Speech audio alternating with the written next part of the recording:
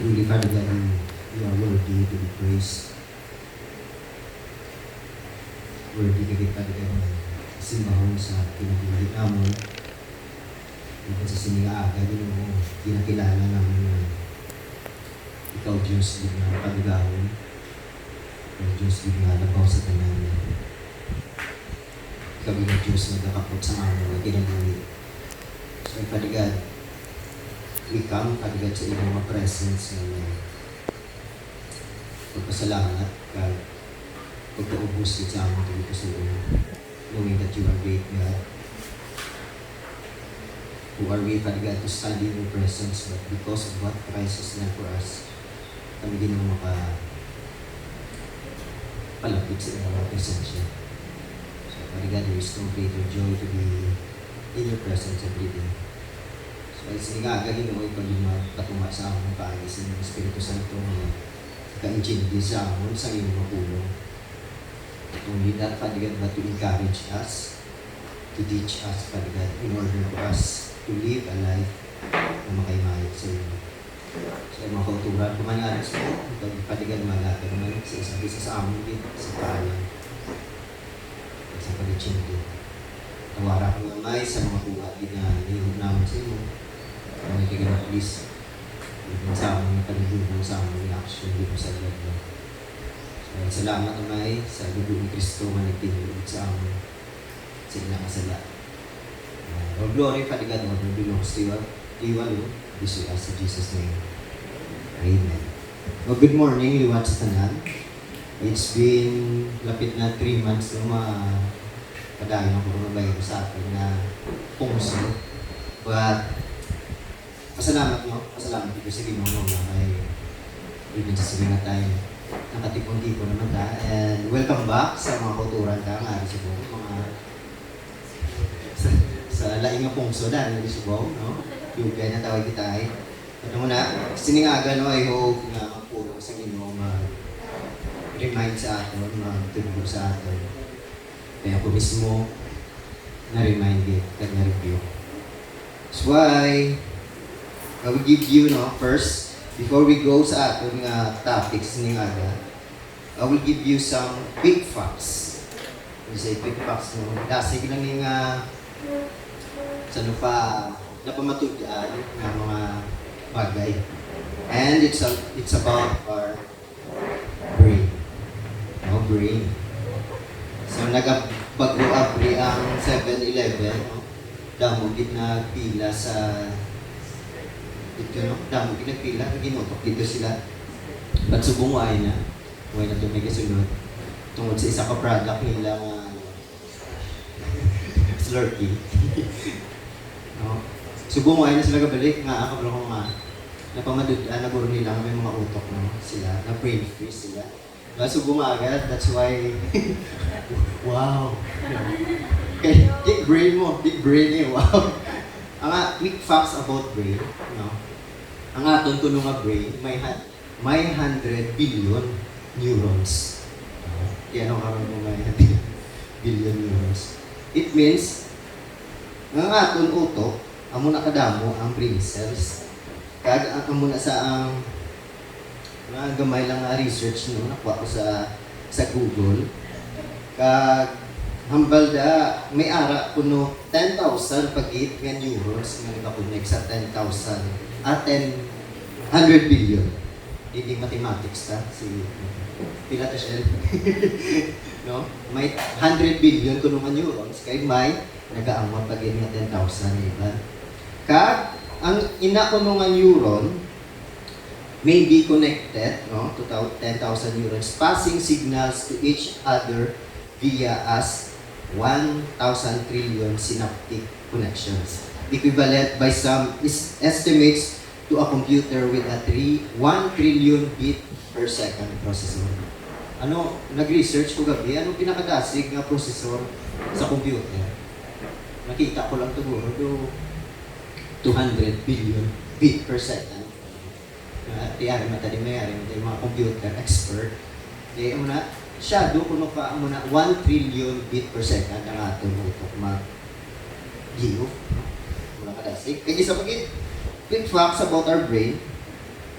Ang aton nga brain kuno kan may memory capacity which is kabalo ka mo pila 1,000 terabytes.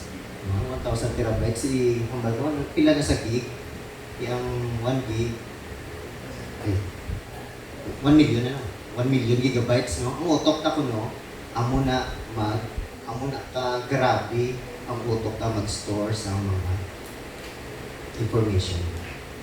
But that's why, no, ginatagan ta sang Ginoo, sang ini nga utok, not just for, maobra ka, no? But, ginatag na sang Ginoo sa atin to think. No? Amo pinakauna, ginason.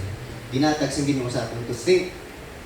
That's why, ang akon nga sermon is related, no, sa last ko nga dugay na ito nga sermon nga hambal ko basi mapadayon to. It's about, kung nadumduman nyo, ang sermon ko last is expectation of a Christian, being a Christian. Isa da sa points ko is about thinking.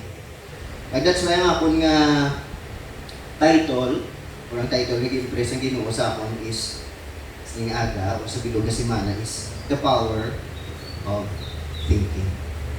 The Power of Thinking. Ambal ko kay Darren, anong the power of thinking? Panumdum ka, no? Panumdum. Samtang grabing mga panumdum ka ba lang mo nagkakatapos sa imo? Gumawa ka lang sa ino. No? Sobrahan, no? Iban? Sobrahan ko nung kaalam. Pila mo na yung thinking nila. But ang title nga, The Power of Thinking, siya to ka sa ako. Mismo doon na-stick pa lang sa pagi sa pulong. Nga duwa ka bagay, langgit sa adlaw ang mahimong sang aton nga paminsahon sa aton nga pagpaminsar sa adlaw. Isa our thinking makes us or can lead us to effective life or defective life. Either you become productive or unproductive. You become happy or sad. It can help you or ruin you. And gusto ko i-stress, ang aton nga paminsahon, the way we think, could please God or displease you. Ang ginagdami, ang aton nga paminsahon ay pamangkot, makaymaya sa Ginoo sa adlaw or hindi. So this morning, I hope and I pray kung ano man ginapanumulong ka subong, ginahagyan sa bilog na simana, iatag kasi ginoon kay kapalugin ng Ginoo, nag-care din sa aton, nagadumdum din sa aton. That's why may nakita ko isa ka quotes, quote lang. Isa ka quote, nakita ko sa internet, no? Ang balida, what you think directly influences how you feel and how you behave. What you think, directly influence you. So kung ano ginapanumdum mo, naka-influence yan sa blood, no? And influences you how you feel and how you behave. Makita ko sa inyong pagginawin. So sa aton man nga part of our thinking nga gani upod na sa ang 5 senses nag-connect na sa aton nga thinking, no? Siyempre, ang aton nga makita, no? Kabalata 5 senses, ang aton nga makita, aton magatian, aton makaptan, masimutan, natinawad. Ga-connect na sa aton mga pagpanundunan. So, isni nga aga, pamangkot ko, ano ka krusyal sa mga Kristohan, no? Or ano ka, ano gibala ka krusyal ni kaayo nga topic dito sa adlaw kapanundunan ka? No? Sa adlaw way ginuras nga way minuto segundo nga kita kapanundunan. That's why nami nga reminder sa aton sa event sa ginaagyan ta subong, no? Managtatlo na gani ka bulan COVID sa aton nga pungso. But ang pamangkot, how do we react on that? Ano ay hindi na matundun ka? Kung ako pamangkot na nyo, Bako, dugay pa ni matapos na kayo malagaw na ta. No? Dugo mo nagla mga gisulod sa pagsaron. Dugay pa ni matapos kay mobra na ta. Dugay pa ni matapos kay damo pa ta mga agenda ngay mo. So ay siningaga, I hope panumdumon tagid ang gusto sa Ginoo ikobra sa atin. So why the question is, what to think? What to think? Anong yung tanay? What to think mo? Yeah?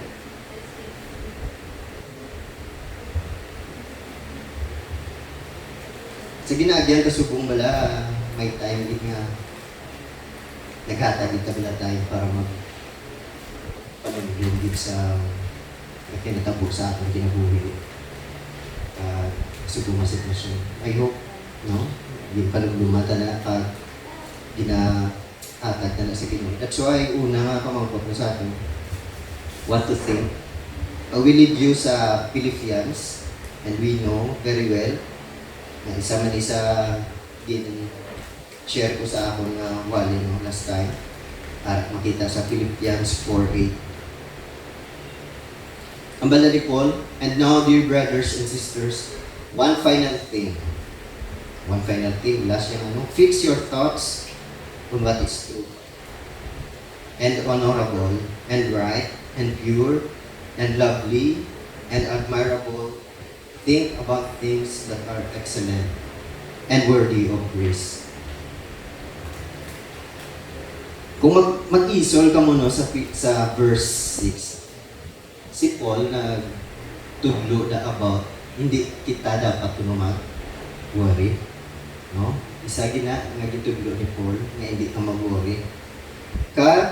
Instead of worrying, ang balaga ni sa 6, instead of worrying, dumdumon ta ang kaayo sa hindi ko pasalamatan ta siya mag-pray. No? Sumpon pagid ako ng taon ta, kaya ang peace ni God mag-abot sa aton tagipuso. So ay sa aton nga mapistuhanon, dumdumon tagid, nga part of our life is nga ginatawag nga worry, no? Kag nakabati ko galing sa sermon ni sa CCF pala, si Pastor ang isa, Bong Sakit, yung hindi ka may isa sa yung Pilipino, no? Kay Bong Sakin, no? Kita ko, no, somehow, gakalipat, na kita ari sa siningang kalibutan, we are subject sa ginatawag na worry. But, the problem in worry, pagano ka mga, because ang aton nga paminsaron o aton nga focus sa Ginoo is nakatungat, no? BDB nga nasalig ka to sa Ginoo, pero may times din nga ikaw ka-worry din. Because that's part of nga ginatag sa Ginoo sa aton. Isa man isa sa aton nga fear, no? Sa singa pinabuhi. So ay ginsugpon din ni Paul sa aton sa verse 8 nga, dear brothers and sisters, one final thing, fix your thoughts on what is true. When you say true, when you say true, ulit lang ako, very English mo. No?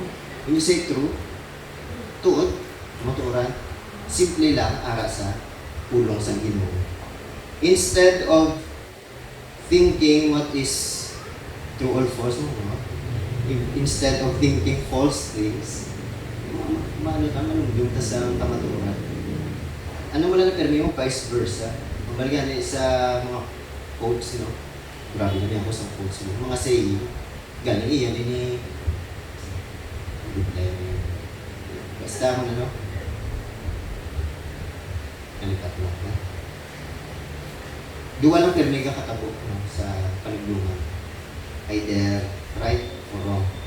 Ang mga ganit, true and honorable and right and pure and lovely. The moment nga panungdong ka sa malain, it's your choice, no? Well, either i-entertain ka na or ibuyan or i-garbage na sa dasal. Kaya mo na ganyan sa pulong sa Ginoo, no? Out of the abundance of the heart, no? The mouth speak. Once nga magsulod na sa aton nga pamilsaron, magwa din na eventually sa aton nga panghiyo, sa aton nga ano. So ay gina-encourage ni Paul ang mga Pilipay na kung saan pa, kung makadumdum ka sa malain, set aside na sa paminsara ang maayong mga bagay. And pure and lovely and admirable. Think about things that are excellent and worthy of praise. Sa pag-evaluate ko man ako nga kinabuhi, no? Aga pa, mag-edit. Aga pa ko yan na tistingan sa bakuwali ko, tistingan ko na sunod. Ano pa mo nga, ang utok, kaya kita na niya kabalo pag ang ginoo. No? Ang pamangkot na, ang atong ginapanundong, pure bala, atong ginapanundong, honorable bala, right bala, admirable bala, excellent bala, or worthy, and worthy of praise. Kung hindi, namin lang kay Lord kay makapalapit ko sa iyo makapangayos ang patawad. So isa man sambal, isa ka author, no? Ang ni William James. Thoughts become perception. Perception becomes reality. After your thoughts, alter your reality. No?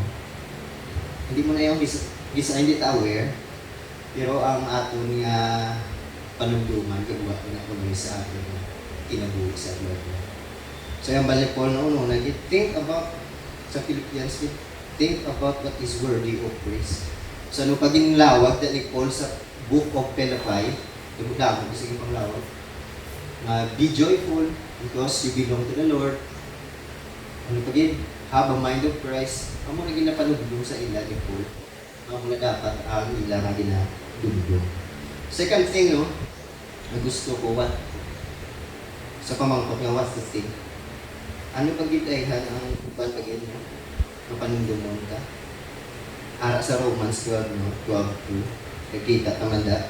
Don't copy the behavior and customs of this world. But let God transform you into a new person by changing the way you think. Then you will learn to know God's will for you, which is good and pleasing and perfect. We are born into this world. Ano program ng ato niya utok, no? Una-una, ano program na sa niya kalibutan? Because of sin. Iskat subong nga niya, no? Iskat kita mga ano na sa Ginoo, ginuwas sa Ginoo. Somehow, ang ini nga kalibutan nag-influence sa utok sa mga tao. So, yung naging offer, social media, ano pagkita, damo ng mga bagay. Ang utok daw kisaga ka cloudy, no? So, burong-burong na gamay isa mo. At so, ayan balik Paul sa Romans, no? Think the word of God, no? Don't copy, hindi ganito mo pagsundon. But, let God transform you into a new person by changing the way you think. Kabalo kita nga, why naging sa ibang nga maka-tinlok sa aton noong ano, but only the word of God.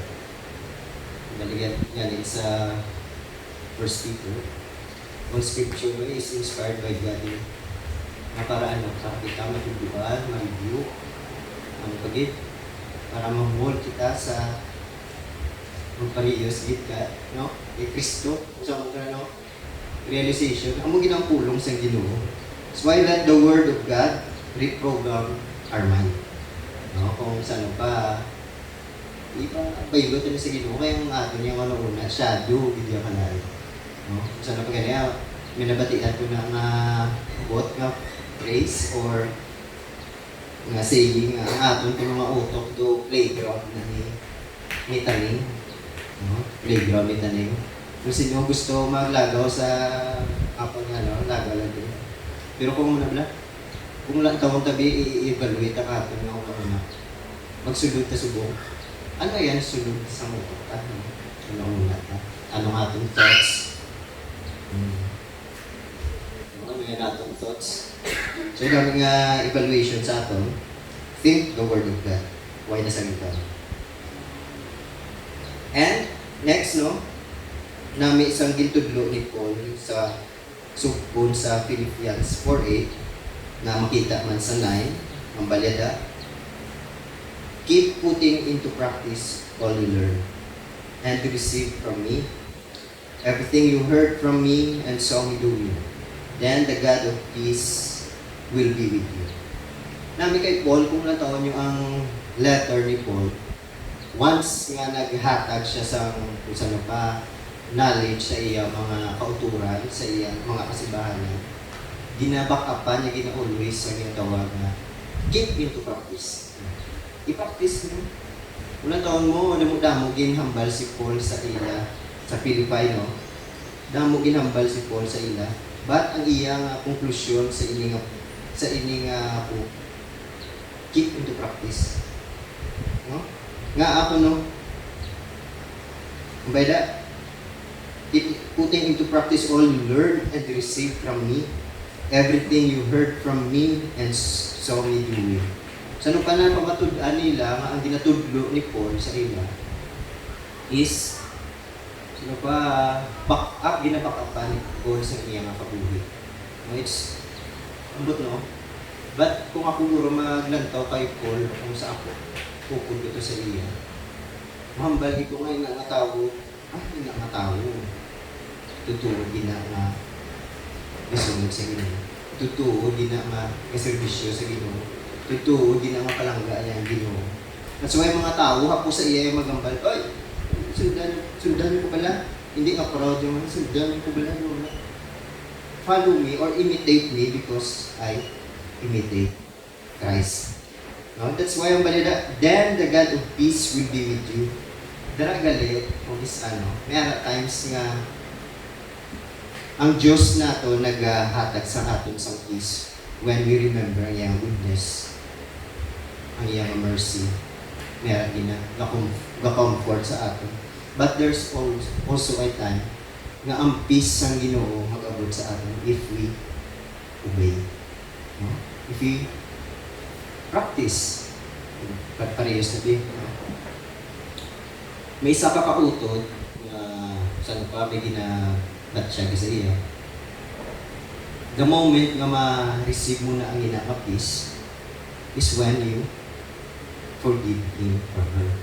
That's the time peace mag-abot sa ating nagipuso. Isa mo na magkakalipat ang obedience kung isa nagalipid sa aton sa ginatawag na true peace. So ay gina-encourage gid nga practice gid ang word ni God by sa Philippi.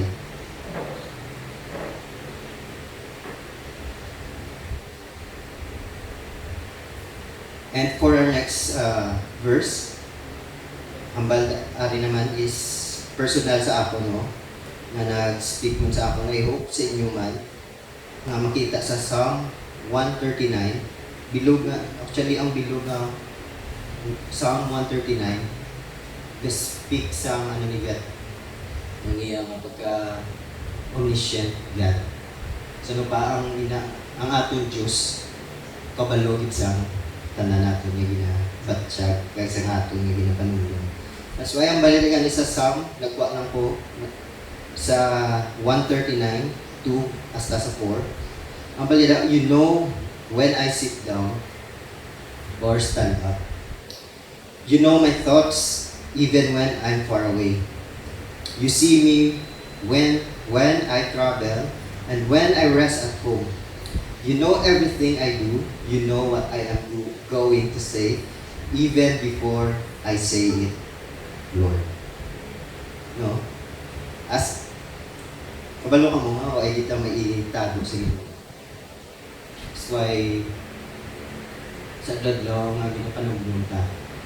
Namigid nga ang ini nga word, no, as ang last ni nga verse speaks about integrity of a man. Yung sa integrity na kita ito nga being honest, no, transparent sa atubang sa Ginoo para sa ginambal ni David. But na tunan ko sa eskwela, no, ang word ni integrity na batian ko ni sa ako ng mistro. Ang integrity is more than being honest, no, sa tubang sa tao. Ang integrity, darap mo na makamatudan kung ikaw may integridad. Kung ikaw, gaisahan mo. No? Iskan waay bala ang tao, we still choose to do the right thing.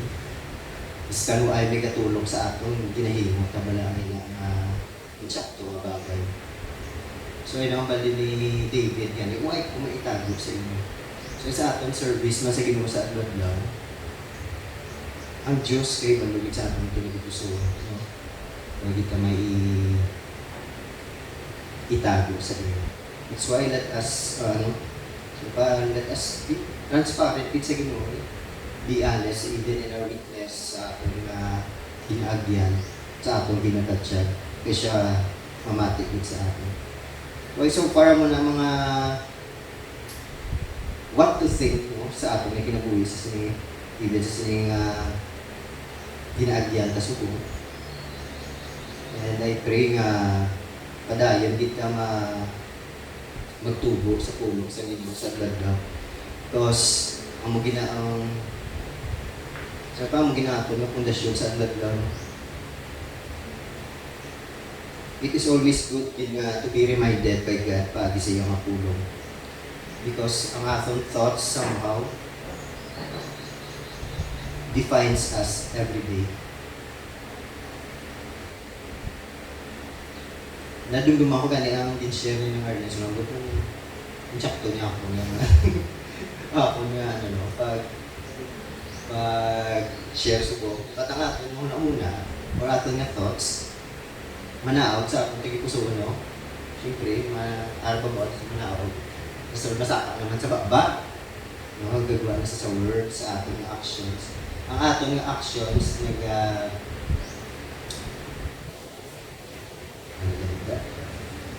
mahimo, habit na to, no? Mabot na ang chapter na. Ang habit ako ng reson, mahimo ang atong attitude. Ang atong attitude, mahimo ang karakter ta, and amo na. That's good. Bagong explanation. I like it. Amo na, no? Kung saan pa ang punto na, dili ka sugod, no? Dili ka sugod. Ato nga mga utok na uniqueness, ang pamangkot nanda, our thoughts should be guided every day. Namin nga, in closing, no, gusto ko nga isa kag-isa sa atin, matulungan tayo. Namin nga question, utang ta sa atin, una sa adlaw. Every time we think, what would Jesus think? Mula na, no? Hindi na panumdum nga yan ni Jesus. So, diba, kung ibutang mo ako galingon mo sa hindi naman maparehos na, hindi matawag parehos na muna kay Jesus. Ba't kung makita si Jesus kung paano manumdum? Ano kaya ni Bukol niya sa mga bagay? Ano kaya nang iyang paano yan na i-execute nila ng mga bagay? So, yun namin is what would Jesus think and what would Jesus do? Mula na sa Adlaw, pero kulang lang sa atin isa sa Adlaw, hindi tayo conscious sa presence ni God. But namin sining Adlaw, I hope na remind ta ang aton nga thoughts shadow dito crucial sa Adlaw. It can ruin our life or it can help us. Or it can please God or displease Him. So kung untang una, isang pulong sa inyo. Muna gito. Way na ta iban nga modelo sa sundan or basihan sa aton nga pagpanumduman. Ang pulong lang sa Ginoo. Ayan sa Ginoo. So let us pray. We're closing.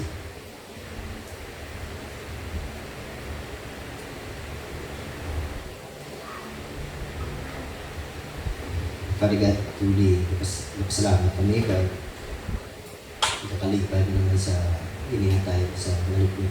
Hindi mo nga yung naginatan sa amin.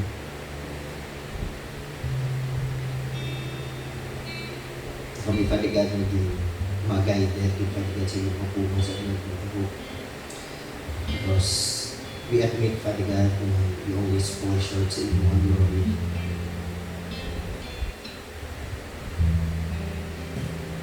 We somehow, Father God, we reject or refuse, Father God, to dwell in your word. Kami Ginoo base lang sa aming mission, Father God. Thank you because your word is a light, Father God, to our feet. Kami Ginoo mold sa aming sa blood. Gusto nyo ginuguligi kami sa aming ginagaya sa blood, Father God. And minaka-courage, Father God, to choose to do the right thing, Father God, sa aming magtubo sa blood. For your glory, hindi na Father God lang sa mga. Gusto mo isa sa aming, Father God, to be not only to be productive, Father God, sa aming service, no? Ang among Father God, na relasyon sa inyong mga dalog sa blood, no? Ang iyong pulong, Father God, magpulong sa amin.